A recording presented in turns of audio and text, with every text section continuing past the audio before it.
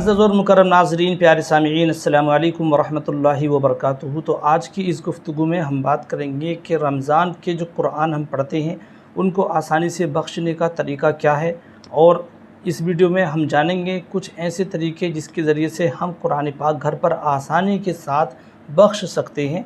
तो आप हमारे साथ बने रहें। चलिए तो शुरू करते हैं।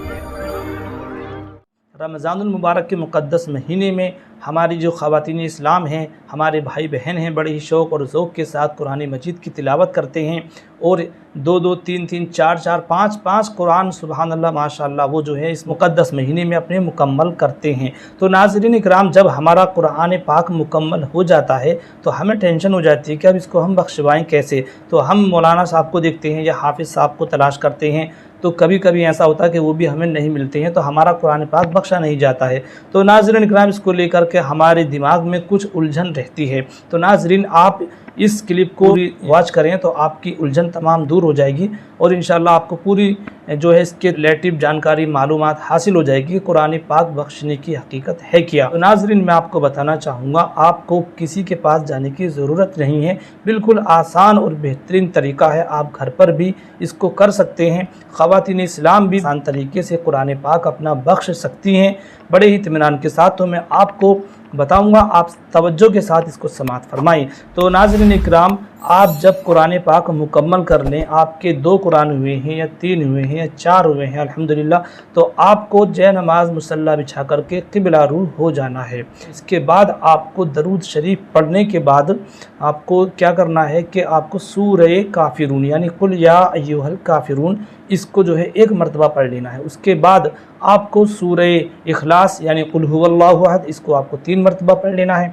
इसके बाद आपको सूरह फलक यानी कुल अऊज़ु बिरब्बिल फलक इसको भी आपको 1 मरतबा पढ़ लेना है। उसके बाद आपको सूरह नास यानी कि कुल अऊज़ु बिरब्बिन नास इसको भी आपको 1 मरतबा पढ़ लेना है। इसके बाद आपको सूरह फातिहा यानी कि अल्हम्दुलिल्लाहि रब्बिल आलमीन इसको भी आपको 1 मरतबा पढ़ लेना है। इन तमाम सूरतों को पढ़ने के बाद आप दरूद शरीफ पढ़ते हुए रब की बारगाह में हाथ उठाएं और दुआ करें कि मौला, ये जो भी कुछ मैंने कुरान पाक की तिलावत की और ख़त्म कुरान किया, मौला इसके पढ़ने में किसी किस्म की लग़्ज़िश या ख़ता हो तो अपने फ़ज़ल व करम से मुआफ़ फरमा और इसका सवाब तो अपनी बारगाह में कबूल फरमा। इस तरीके से फिर आप अब जिनकी बारगाह में भी इसका सवाब ईसाल करना चाहते हैं, पैगम्बर इस्लाम या फिर ताबिईन, तबी ताबिईन, खुलफ़ाए राशिदीन, अइम्माए मुज्तहिदीन, बुज़ुर्गान दीन या अपने मरहुमीन या किसी ख़ास मकसद के तहत आपने कुरान मजीद की तिलावत की है, तो बहरहाल जिस मकसद के तहत आपने कुरान पढ़ा है वो आपको बेहतर अंदाज में मालूम होगा।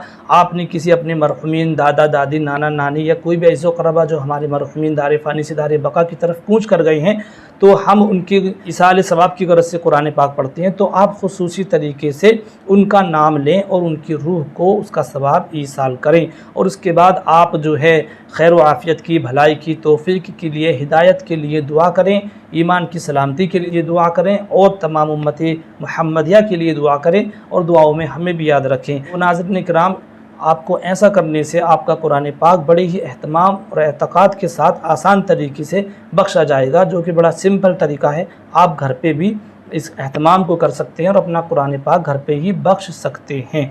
तो नाज़रीन, ये एक तरीका हो गया। अब एक तरीका और इससे भी आसान मैं आपको बताना चाहूँगा, लिहाजा आप उसको भी समाअत कर लें।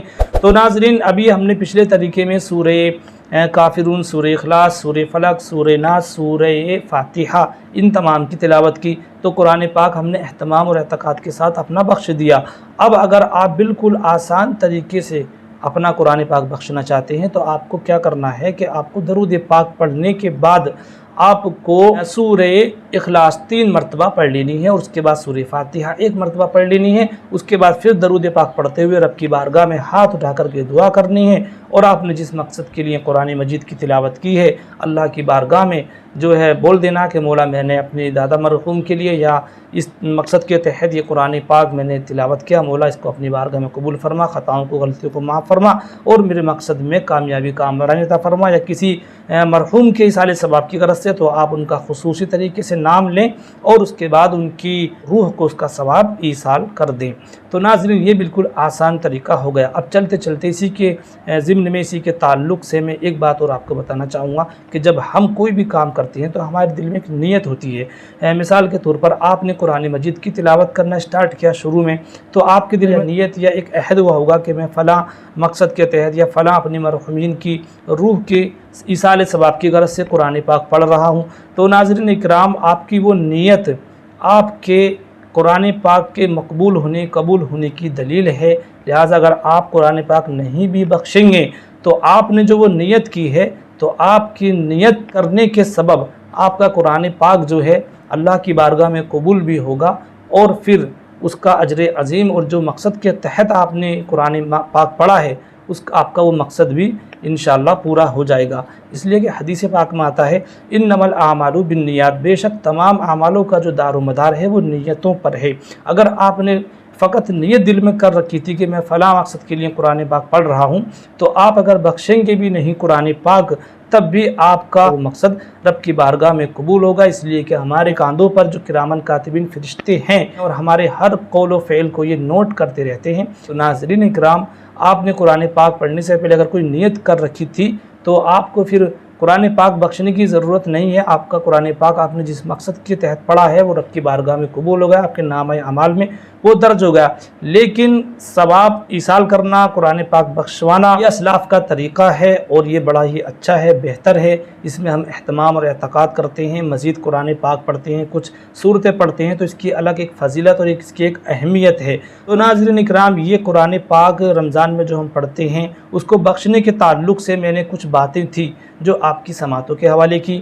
میں امید کروں گا کہ یہ باتیں آپ کو سمجھ میں آئی ہوں گی، اچھی بھی لگی ہوں گی۔ اگر سمجھ میں آئی ہیں تو اپنے دوست و احباب کو اس کو شیئر کریں تاکہ ان کے علم و عمل میں بھی اضافہ ہو، اور اگر اس کے ریلیٹیو آپ کے ذہن میں کوئی بھی کنفیوژن ہے، کوئی الجھن ہے، تو آپ کمنٹ سیکشن میں ہمیں بتائیں۔ انشاءاللہ نیکسٹ ویڈیو میں آپ سے پھر ملاقات ہوگی، تب تک کے لیے خدا حافظ۔ السلام علیکم ورحمۃ اللہ وبرکاتہ۔